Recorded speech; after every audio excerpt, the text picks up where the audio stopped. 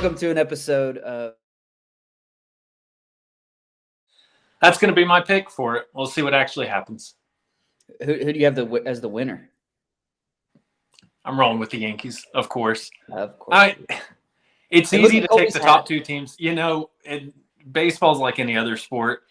Everything looks great for those teams now, but it's all about October. Can they carry it past the All-Star stretch? Can they get home field advantage? And then can they just keep the dominance they've had so far? Injuries play a big part. How your bullpen's doing, that's going to play a big part as well. So, yeah, and I think we'll see a lot of rosters really start to take shape towards the trade deadline too. What teams are willing to buy big to try to win the World Series, and what teams don't buy enough to get them there. We saw the Braves last year buy enough to make it happen. So we'll see who that team is this year. But Colby, who do you have? I'd like to say what Matt said, but the Subway Series would be cool 22 years later. But this is probably even worse. Even more typical. I got Yankees, Dodgers.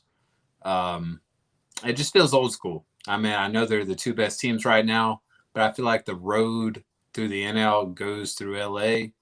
I know the Braves won it last year, but that roster for the Dodgers, it remains stacked. It's still stacked. They've battled injuries. They'll add people. It doesn't matter. They don't rebuild. They just reload. Love to see the Mets make a run, but I just think the Dodgers are going to do enough at the trade deadline and just kind of pull through. And I actually got the Yanks taking this though. I think the Bronx Bombers 2.0. I think that's going to be hard for any pitching staff to get past. You got Judge playing out of his mind, Giancarlo. It's just going to be that's a tough lineup to face, and they got a good enough staff and obviously a good enough bullpen now. So I look for them to make a run. Matt, this isn't even on our script here, but who do you think sticks as the closer in New York? I mean, Chapman should be back pretty soon, but Holmes has been pitching absolutely phenomenal. Who do you think's the closer moving forward? yeah, Chapman's supposed to be back really soon, I think, as long as he does well with his assignment. Um, I hope Aaron Boone sticks with Holmes. He has been night and day difference. When Chapman pitches, I'm biting my nails. When he's on, it's great. He's pitching heat, getting it over the plate, throws as hard as anybody in the league. But when he's not, I mean, it doesn't matter if it's a fastball slider. You have no idea where it's going. Holmes, I'll probably bring him up a little bit later on some of our other topics, but he's just been absolutely dominant in that role. I think he's won the hearts of the Yankees fans and staff. So I'm rocking with him, and I think they can still find ways to utilize Chapman in their bullpen. But we'll see. And I think that is a testament to the Yankees. I mean, you've got two guys that you can trust in high leverage situations. I mean, you need that. I mean, pitching wins in October, and bullpens are definitely a huge part of that. For me, I hate to be incredibly boring, just like Colby was, but I got the Yankees Dodgers. But it's just so hard to bet against the Yankees and the way they're playing and the way that they're pitching. And I mean, the Dodgers, they've been to 3 of the last 5. Why not predict them to make it 4 of the last 6? But I've actually got the Yankees winning it. It's their first World Series appearance since 2009. I think that they've built their team a little bit different in terms of what they used to do in terms of just buying players. And I think it's paying off for them. I think they've got a really good team. And so, I mean, obviously they have money. I mean, don't get me wrong. And so do the Dodgers. So I think it's very fitting that both of those teams would be there. And like I said, I know it's basic and it's boring, and the Mets have money too. But, it takes time. I mean, it's going to take Cohen more than 2 years as being the owner. I mean, there's contracts that have to cycle through. He's spent plenty of money. And honestly, the Mets would probably be my second pick out of the NL. I mean, especially when you get Scherzer and DeGrom back. That's going to be the team that I think has the biggest, it's hard to say change of pace in the second half of the season because they're already so good. But, I mean, just if you want to talk about a team that's played A to A- baseball, like they can go all the way up to like A+, win the National League. So, yeah. All right, Colby, since you're an NL guy, who do you have for NL MVP? For the MVP, so obviously right now, I think if you don't pick Goldie, you're out. Like if the season ended right now, it's Goldie. Yeah. But I'm gonna go Trey Turner. This is part of my little Dodger run. I picked him last year in FanDuel. I think he ended up finishing like top 5 or something like that. I was close. I think if he had started out the year with LA, he maybe would have had a chance. But it's just the power, speed, on base threat, and he plays shortstop. I know that shouldn't count that much for him, but something about playing shortstop just kind of boosts you up. Just kind of in the circles of everybody. I mean, just looking at it now, dude's got 15 stolen bases, hitting 313, 361 OBP, and 10 bombs. So possibly a 30-30, maybe not. He's going to have to go on a power surge. But obviously 25-25 with, in the running for a batting title and not bad defense. So I just think and Goldie right now, shit, he's top 3 in all the Triple Crown categories. So that's hard to go against. But just to make it interesting, I'm going to go Turner. I think he can make this kind of a cool race. Matt, who do you have in the NL? Yeah, I got Goldschmidt right now. 4.3 WAR, top of the NL as far as batting. I think highest average thing is like just below 350 right now. Yeah, he's just playing out of his mind, and it is hard when you're on the front side of the All-Star break. It could change drastically. And July, August will play a big part in determining this, but I don't see him slowing down. I see him keeping up the same pace. He's looked consistent all year, so I'm rocking with Paul. And I'm right there with you, Matt. I mean, I'm going Goldschmidt. He's on pace for 43 home runs. His OBP is a 429 right now, just putting up ridiculous numbers. And he's a 4-time Gold Glove, 4-time All-Star. Like it's the man's time right here. And and also, not that there's anything wrong with picking Trey Turner, but in terms of like most valuable, like where are the Cardinals without Goldschmidt as opposed to where are the Dodgers without Turner? That's just something that I look at and think about. And I mean, the Dodgers are still good, but you still would be fielding a team with Mookie Betts and Freddie Freeman, and how many other names do you want me to keep going? Because you can keep going, and not to mention that pitching staff is winning how many games for them, and and I don't like the Dodgers, but Kershaw's pitching as good as ever. I know he's on the IL right now, but he's about to come back. But anyways, yeah, give me Goldschmidt. I don't think there's anything wrong with any of the names we said. I think it would have been a lot more interesting if Bryce was healthy and Machado's healthy. And Machado's still somebody that I thought about saying here because he's already about to be back, way quicker than I thought he would be. But I mean, he's another name that's like he's helping carry the Padres right now, and they've got a fantastic record too. So, but on to the AL, Matt. Who do you have? And don't let your bias show too much here. Yeah, it's a big surprise. MVP of the whole league, Aaron Judge, home run leader.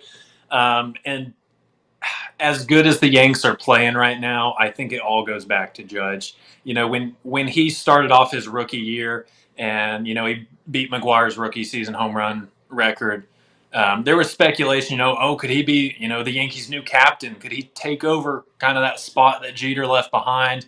I was on the fence about it, but right now he is filling that role perfectly. I mean, the Yankees, they are Aaron Judge right now, and that's not to say they don't have pieces elsewhere. They do, but he, to me, is just representative of this team. Contract year, turned down $17 million over 7 years, bet on himself, and it's paying off because I know he signed that small deal before the arbitration for $19 million. But he'll end up getting more after that if he keeps playing like he's playing. He's that small deal of $19 million. Small as in length of time, not amount of pay. Yeah, but I mean, he's not just a slugger. He's hitting just under 300. The big guy, he hits more than just home runs too. Against the Astros, they had a 4-game series. Looked like the Astros were about to win all 4, and he walked off twice for some home run and a single. And Dusty Baker, I think he said, we won 2, Aaron Judge won 2. That's kind of what it felt like. He's just born for this year right now, and I think he'll keep it up. Yeah, Colby, who do you have out of the AL? Just to make it interesting, I get that Judge is probably that dude right now. Well, let's not sleep on him playing center field either. I feel like that's a big move. And playing a solid center field, too. But as long as Shohei Ohtani is above average at both, I'm going to keep voting Ohtani. I love thinking Trout's the best player on the planet. Judge has a case at this moment. But dude's got like a 2.9 ERA and just still smacking the ball.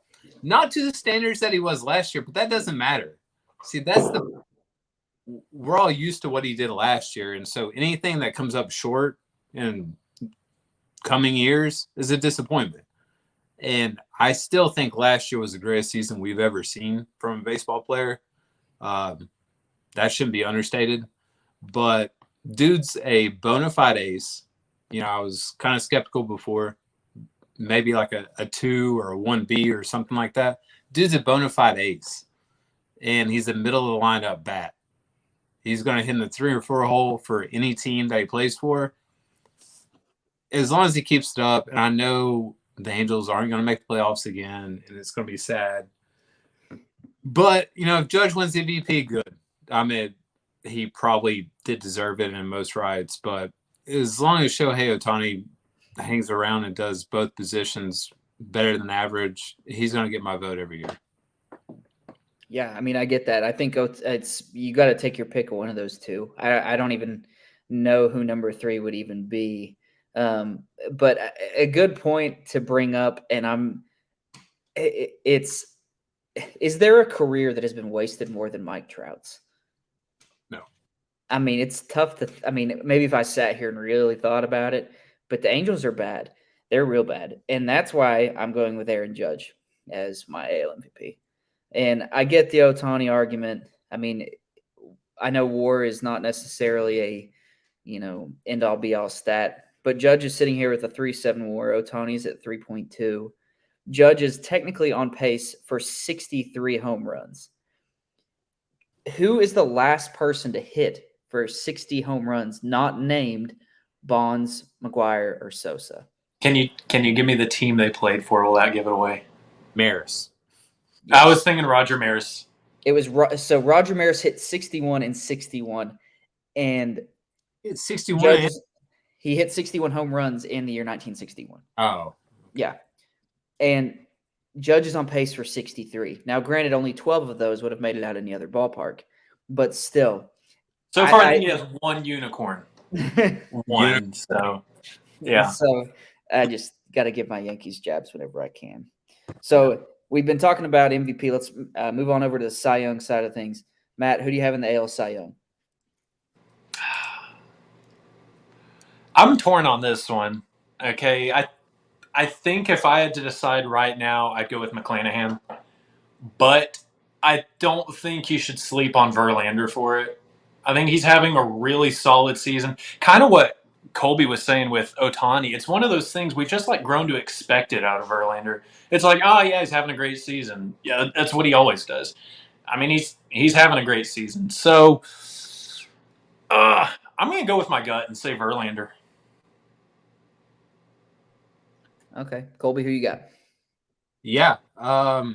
Matt hit the nail on the head on that. I had it between two. One guy that could be the other guy's dad, basically. Verlander, was he 37, 38, 39? I don't care. Dude's got the greatest life of all time. I mean, the greatest life of all time. I don't know. He has to play in Houston, so, Outside of playing in Houston, dude's got the greatest life of all time. But I got Alek Manoah. If Verlander wins it, that's great. Kudos. I mean, deserves it, honestly. But just to make it interesting, Alek Manoah, dude's built like a defense end. I mean, what we got here? 6'2", 285. Dude's a monster. And he's got a, 2.05 ERA. The only thing is the strikeout percentage isn't that great. Usually that's something I'm high on, but if you pitch to a 2.05 ERA, you're going to be okay. Blue Jays are going to keep winning games. think he outdoes Verlander. It's going to be close. It really is. I think it's going to be close. McClanahan's nasty too. Mm-hmm. Right now, I'm going to go Manoah. I think that's who finishes out the year. I think he goes strong. Yeah, I hate to touch on the guy that everybody else has already talked about, but I got McClanahan. And, I mean, he's got a 1.77 ERA, 123 strikeouts across 91 innings. That is filthy for a starting pitcher. And he's only had 16 walks. I do want to say, if there's somebody that can pull up from the middle of the pack, I guess, like if you had to rank him across the top 5 to 10, watch that man, Garrett Cole. He's got 111 Ks across 87 innings pitched. He's not that far removed from being the AL ERA leader. I'm just saying, nobody else has even mentioned him, and I still have to show love to my former Pirates. So I'm going to show love to another former Pirate real quickly. Don't sleep on Clay Holmes, okay? that was the reference from earlier. 2 earned runs over like 12 or 13 saves, I think, so far. Yeah. Well, and there's a former Pirate that we can mention in the NL Cy Young potent race. So, Matt, since you're already, showing love to former Pirates pitchers, who do you have in the NL? It's probably not Joe Musgrove, though, is it? No, it isn't. He's been nasty. Oh, we talked about this earlier. Yeah, I've got Gonsolin right now. I know that's maybe semi-controversial. I think most people would have him top 3 or 4. ESPN Cy Young predictor gave him like a 99% chance to win it. I don't know what measure they use for that, but probably not a good one. I'll just rock with that. ESPN is not the worldwide leader in sports anymore. I'm sorry to tell you. Colby, who you got? So kind of echoing off Matt, not really echoing, but bouncing off of it. Gonsolin does have a good chance, and because he pitched for the Dodgers, if they make a run, and he's still, Buehler's going to be out for a while. We don't know what Kershaw looks like, so if Gonsolin can continue this, which I'm a little doubtful, but I think he can do it. Regardless, sorry. I'm going with a guy that's not on a playoff team, Sandy Alcantara. Which I'm, by Derek's expression, I'm guessing is who he picked as well. Dude is a stud, an absolute stud. He's still in complete games left and right. The strikeout per 9, I know I'm high on, and the 2 guys I picked, really don't match that level. Usually we look for a strikeout per inning. So, a K per 9 of 9 is kind of ideal. But dude's nasty. And I think Cardinals really regret trading that dude for Ozuna. Who else the Marlins get? Marlins got somebody else. Either he's going to be a nightmare for the NL East for a long time because they kind of got him under control. They signed him last year. Great job by the Marlins. He's going to be a nightmare for the NL East for a long time. He really is. I think dude breaks through, wins the Cy Young this year. I think he's going to keep it up. Team won't even finish 500, but doesn't matter to me. If you're the best pitcher, you're the best pitcher. When's the last time we've been able to genuinely say, great job by the Marlins? But, yeah, you got a point with him, though. He was my pick for the NL Cy Young. Anytime you have an ERA below 2 and you go as deep into games as he's been going, you've got to take note of that, and that's exactly who I had. So the next races that we're going to talk about there's probably going to be a little bit more conflict here on this one. And we'll start with the one that, in my opinion, is a little less controversial. Matt, who do you have for AL Rookie of the Year? This is one I haven't really looked into that much. Colby, who do you have for AL Rookie of the Year? Get back to me. Let me hear the arguments. I had my dude listed, and I kind of have some regret. But I'm going to stick with it. Colby's a man of his word. So I'm going to stick with Bobby Witt Jr. is who I had coming into this. And I just saw what his OBP was, and I had a little bit kind of felt like I was going to throw up, not going to lie. 292. Pretty subpar. But dude is on pace for 25 home runs, 25 stolen bases. So if he reaches that, hell, if he reaches 2020, I say that, and Julio Rodriguez is well on pace to do it. So it's going to come down to those two guys.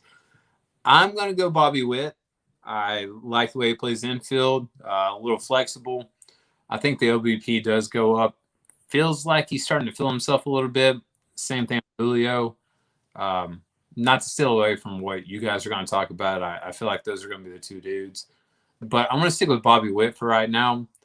I think the batting is going to take an uptick. I don't know about stolen bases, but I think he ends up around 30, which in today's game, it's pretty great. And if he can hit close to 30 home runs, I mean, it's a pretty stupid stat sheet whenever you're, 20, 21 years old. So I'm going to go with Bobby Witt. Matt, did you find somebody to talk about? Colby makes a good argument. I don't think I'm going to go with Bobby Witt. I'm going to go with Jeremy Pena for the Astros, mainly because it was such a bold take by them to get rid of Correa. So much speculation around that. Big shoes to fill. Correa was the biggest, name in free agency, really. And I think he's done a good job. So I'm going to say him, but do I feel very confident about that? No, I think Rodriguez is a sleeper pick. Well, not really a sleeper pick. He's probably most people's top choice right now for the AL, but I'll go with Pena. So, thank you for stealing my pick because I had you Pena. Should have gone first. I had Pena over Julio Rodriguez, and there are a few reasons why. And again, go Rodriguez now. Huh? Go Rodriguez now. I have to go with my heart. Do it. No, I can't. So if you look at Pena's counting stats, he's got 9 home runs and 6 stolen bases across 195 bats. So he hasn't been up as long as Julio Rodriguez, yet his WAR is higher. Again, WAR, take it for granted, whatever it is. If this was fantasy baseball, give me Julio Rodriguez, or maybe give me Bobby Witt for those stolen bases. But when you think about Rookie of the Year, think about what Pena means to that team. How he plays shortstop so very well. I mean, he's a great defensive shortstop. And I think, he's on a winning team. And there's something that is always said about guys that help teams win games. I mean, where are the Mariners and Royals at? So that's part of the reason why I said give me Pena. You could top the Astros would make the LCS. I mean, probably. But, I mean, and I'm knocking some of these other guys for their stats too. And it's not a knock. Like Bobby Witt could turn it on and have a remarkable second half. And like you said, he's 21. So I think so. Anyways, I mean, he's going to be a real talent. And if you had asked me coming into the year, I would have said Bobby Witt hands down. But I don't know. I just think the things that Pena are doing are really catching people off guard. And like Matt said, as for him being a replacement for Correa, he's doing an outstanding job. So, well, Colby, since you took exception to what I just said, I'll let you start with NL Rookie of the Year. And this one's the tough one. This is the one that I think is a real, you throw it however you want. Yeah, and I went with a boring pick. Actually, it's not boring. I mean, I feel like this could be something that's up for debate. And it's going to bleed into what we talk about later. So I'm just going to go ahead and say Mackenzie Gore. I thought this year was going to be a lot more exciting with prospects and stuff. And there's still another guy that I haven't talked about that I'm going to talk about whenever we get into the prospect section in the NL that I think maybe has a chance. He just got called up too late. But right now, Mackenzie Gore with the Padres has been nasty. They needed help, maybe not so much rotation-wise, but his effectiveness so far while being called up gives them flexibility. They have so much starting rotation that they can trade a piece, maybe add a bat or something like that.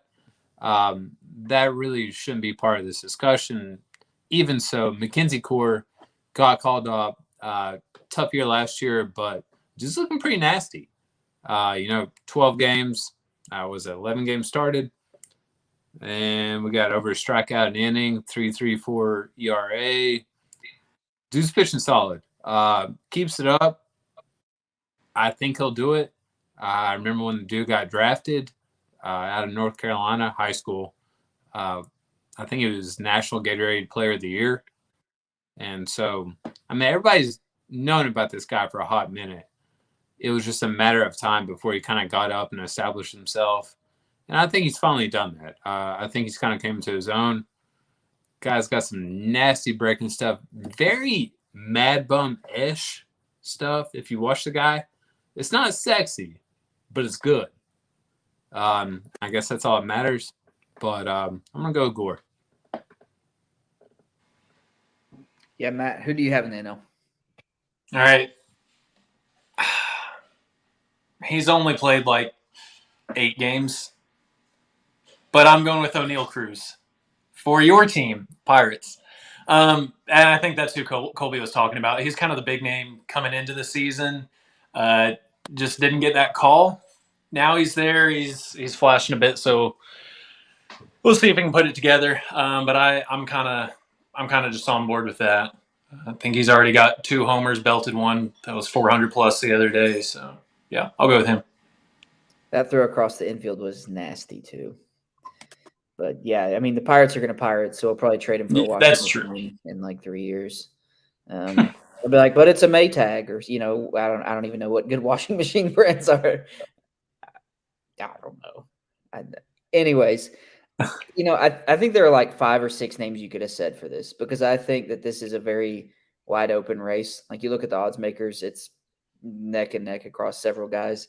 You got Gore, you got Cruz, you got Nolan Gorman. Like they're all right there. I'm going to go with Michael Harris.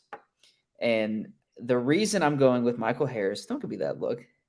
The dude has a 355 OBP. They called him up at the end of May, and he just energized that team. They won 14 straight to start off June. They called him up like May 28th or 29th, and they literally started off June like red hot. I mean, the Braves were, off to a really bad start. And just same thing with O'Neal Cruz. Like you call up a big name like that, and it just energizes your team sometimes. And I mean, he's their number 1 prospect, and and he plays really well in the outfield too. So I mean, the dude can do it all. If he can keep up a 355 OBP and play a really good outfield, I can see him being very valuable for the Braves and winning Rookie of the Year. But I mean, this is a very wide open race, so I just kind of tried to think a little bit outside the box. But it was pretty telling to me whenever they won 14 straight games as soon as he got called up. So again, it's a team sport, but I just like seeing stuff like that. So, but while we're talking about rookies, let's talk about prospects. And we've already touched on O'Neal Cruz. So Colby, this question is, what prospect are you most excited for that has either already been called up or will be called up later this year? Yeah, I'll run through it real quick. Matt already touched on it. Cruz is nasty. And guys, anybody listening, top 10 player next year, I really feel like. I think he's just that dude. I really do. Okay. Top 10 next year is tough. It is. But he is the future. He is, what people want to see. And just looking at highlights, I remember when I first heard the name, I thought, what was it, 6'6", 6'7"? 6'7" shortstop? 6'7", yeah. Third.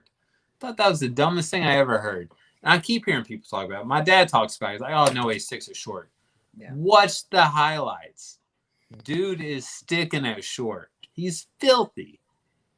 He is filthy. For the next 5+ years, dude's a shortstop for the Pirates if they don't trade him, which, I mean, who knows?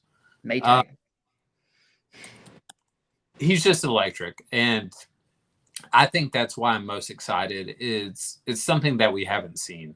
I know Cal Ripken was, like 6'3", 6'4". Everybody thought that was just astronomical height for a shortstop. We're seeing a 6'7" guy that is stupid athletic, that can throw at 98 miles an hour across the field, run faster than anybody on his team, has a better glove than anybody outside of the guy next to him at third base. But dude's nasty, and he's going to be exciting. You can already see the flair as part of his game. People are going to latch on this guy. Pittsburgh's going to draw in more fans, I hope. Hope we see some primetime games with this dude. But O'Neal Cruz is a name that people are going to remember for the next 10 plus years. I think he's going to be electric. I'm super excited to watch it. Yeah, I mean, if the Pirates sell 12 tickets, that's like 6 more than they usually sell. So Double the revenue. double the revenue. We might be able to fill up our soda machine. Anyways, Matt, who do you have for prospect? I debated this. I'm gonna keep it short and sweet for the sake of time. I was wanting to go with Riley Green for Detroit, but I'm going to go with a New York guy just because that's who I am. I'm going to go with Anthony Volpe, their up and coming shortstop.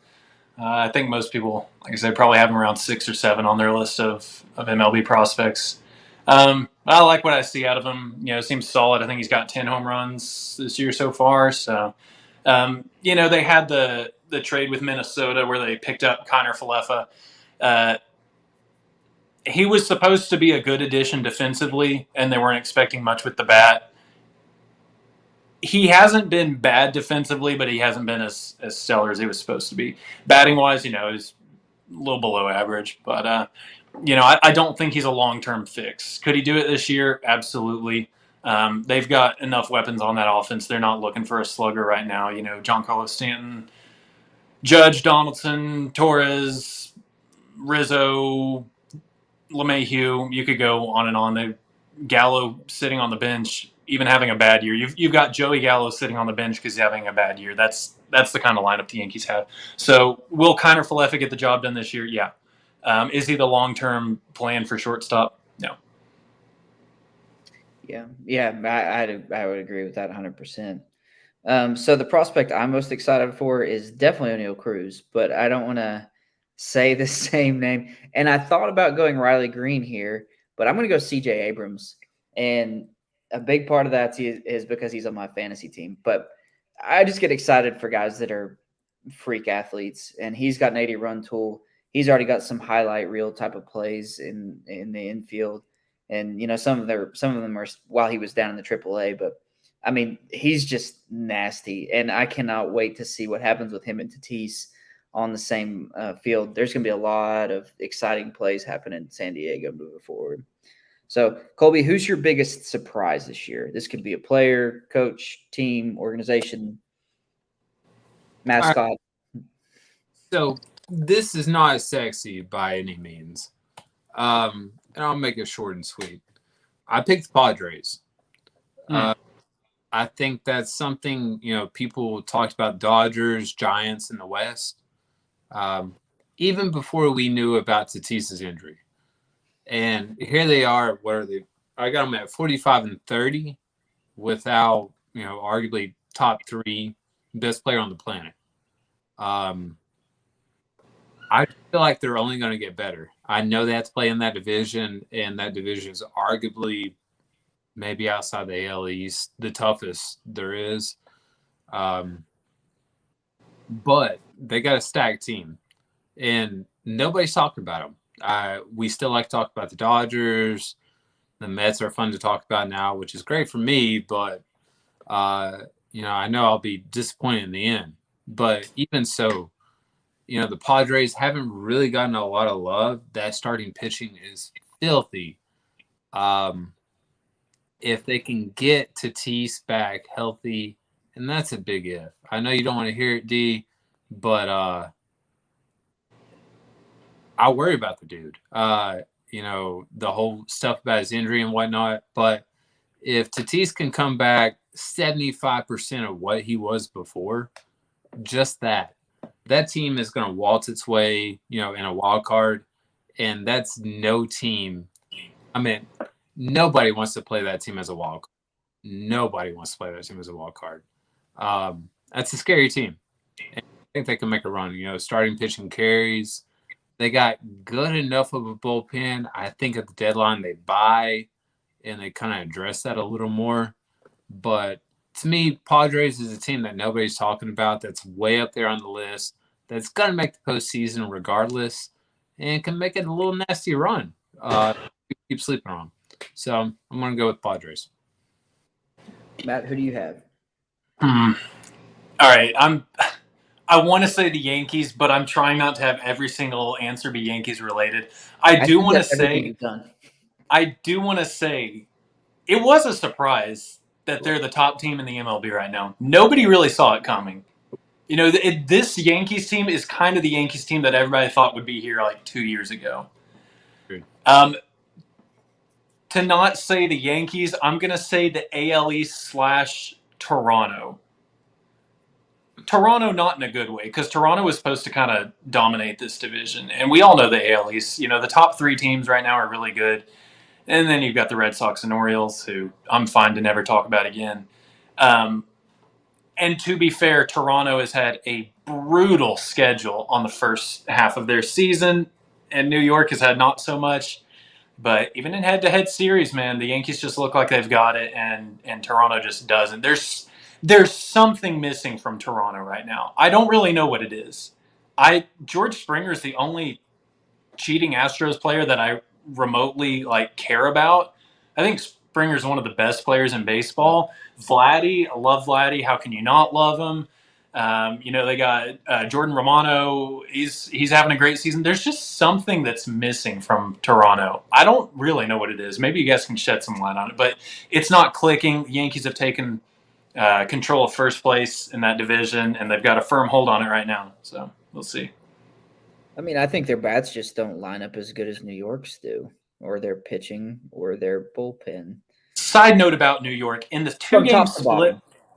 in Go the ahead. 2-game split with the Astros pitched over 16 shutout innings in a row versus New York, and New York still split the series. They lost one of those games, won the other. Just saying. Even when their bats were really quiet, they still won 2 games against what I would consider the second best team in the AL. Yeah, definitely. Yeah. I'd agree with that. So I tried to go a little off the wall here so we wouldn't say the same thing. And I'm going to go with a player, Brandon Drury, out of nowhere. Out of nowhere. The dude's been a journeyman. He's been on 5 teams in the last 8 years. He's got a 331 OBP. He's raised his OBP 30 points. He leads the Reds in runs and RBIs. He's hit 15 home runs. Leading the Reds in runs and RBIs. What an accomplishment. For what that's worth. And then he's got an OPS of 859. I mean, I'm just saying, I tried to intentionally go off the wall here. That was the goal, was to go off the wall. But I mean, you accomplished it. I did. Brandon Drury, and I know that you guys are going to give me a hard time for that one later on. Who's your biggest disappointment, Matt, other than yourself? I'm going to go ahead and take this because Derek is my biggest disappointment after that pick. Brandon Drury. Can I say Derek is my biggest disappointment too? I'm going to redeem myself with my actual biggest disappointment because I went basic on it because it just makes sense. Actually, I went a little off the wall, but not too much. All right, Matt, who's your biggest disappointment? Biggest disappointment? You can tell I didn't really look over the topic list in its entirety. It's very obvious. Early on in the season, I would have said Houston there for a while, but they've came surging back. Atlanta's up there, and I know they also had a big surge where they won 14 in a row or something like that. Yeah. I'm gonna go with Boston. They're on a tear right now. They're on a tear right now, but are they gonna crack top 3 in the AL East? Yes. By season's end, you think they'll place over the Rays? Yes, I think so. I don't think so. Okay. I don't know, but I'm going to go. They're already in second in the AL East. Yeah, by how many games? It's really close. It's within 1 game between. Yeah, Toronto, Tampa, and Boston are all really close. They're all right. So Boston's up a game. So Boston's 12 games back. Toronto's 12 and a half, and Tampa's 13. Tampa's in 4. No. So they're all within a game. Yes. Yeah. Yes. And back to the disappointment / surprise of the Yankees, 12-game lead over the second place team in the AL East. I mean, I'll stop. Are we watching the Yes Network? Is that what we're watching? Yes. This is Michael Kay and David Cohn on the Yes Network. That's what this feels like. That's like World Series Yankees, AL MVP Yankees, Cy Young Yankees, Rookie of the Year Yankees. No, I prospects. didn't go Cy Young Yankees. I intentionally did not pick Clay Holmes just to. You tried to go a relief pitcher. No, I didn't. I just said honorable mention. I said Verlander. I literally said Verlander. Colby, who's your biggest disappointment other than Matt's lack of parity? You as a roommate. That's true. Biggest disappointment. I've got the Tigers, and I think that might just be collectively, not to make myself sound better than everybody else, but do not trust a team who relies on prospects heavily. I think that is a very good rule. You got Torkelson and Riley Green coming up. I think a lot of people thought this team was on the rise. Casey Mize in the rotation, a lot of good young starting pitching in that farm. It's got to establish. You got to have some veterans. And I know you got, a Hall of Fame guy, at first base DH. But you need a really good mix of veterans and young talent. And I think the Tigers just fell short. I think a lot of people are bullish on them, and it just didn't happen. And I also want to mention, I actually had the Tigers / Javi Baez. Javi Baez, I forgot what the contract was. I'm pretty sure he signed for 9 figs. Am I wrong? Does it sound right? You're right. Yeah. Yeah. Dude signed for 9 figs, and he is atrocious. Terrible. Just an awful baseball player. So they're going to stick with that for a while. That's something that I always thought of. I watched him when he was, playing for the Tennessee Smokies and Kodak. Watched this guy for a long time. Got a lot of exciting skills, but I don't think he's that dude. But, they might have wasted some money, and maybe next year they'll be fine. But for right now, I think that's a big disappointment. Yeah, I agree with that. Let me cut right here because I have to go.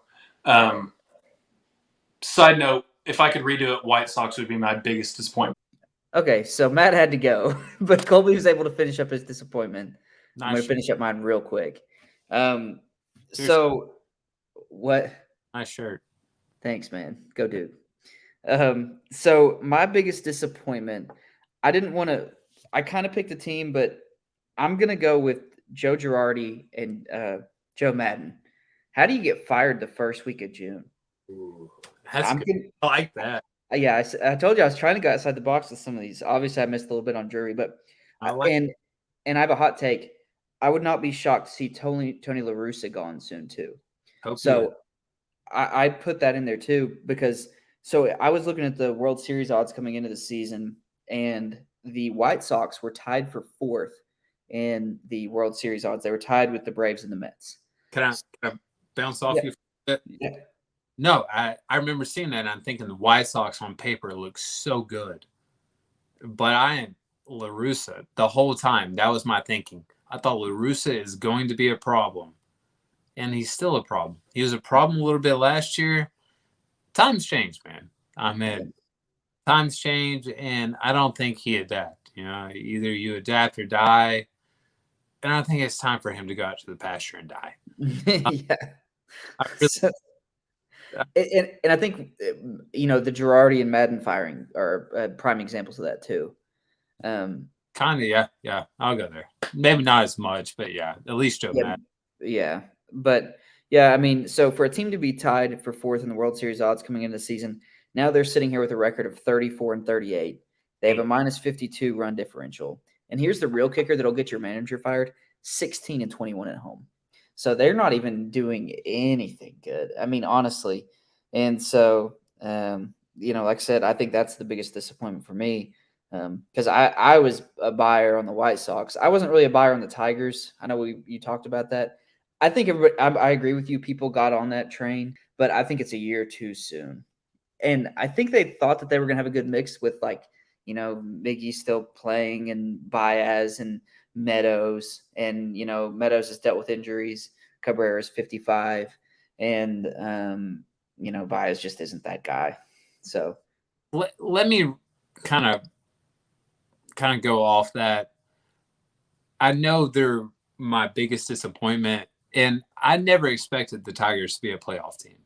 That's not kind of what I was expecting, but they're going to be a top 5 draft pick next year. Like, they're bad. And I thought we would see them kind of rise. Just kind of looked at that lineup, from the outside, and it looked kind of good once you add the prospects and stuff to it. And I think that's what a lot of experts were expecting. Maybe not beating the White Sox or anything like that, but second or third, making it interesting, the wild card. But no, they've been terrible. Like, they're a really bad team. And I don't think, for me, I think they'll get better in the second half of the season. I agree. Because, Riley Green's only been up for, like, not even 2 weeks. Yeah. So it's kind of like one of those things where I'm just going to give them time. I don't think they'll end up with a top 5 draft pick. I say that. I think they will end up with, like, a top 10. Like, I can see them winning a few more games. Like, teams falling back. Like, they will top 10. There's no debate about that. Yeah, and I can see them in that, like, 8 to 10 range. Because, if they start playing a little bit better, Miguel Cabrera is one of those guys that can win you a game or two that you don't even need to win. I think he's got that in him still. I know he's older, but I'm always going to give respect to a Triple Crown winner. So, yeah. So, anyways, guys, Colby, any other wise takes, words of wisdom, anything you got? Go Mets. Okay. Well, I guess that's it. I think we're going to plan on doing an episode either next week or so about our all-star picks. So join us for that one. And until next time, appreciate you guys watching. Peace.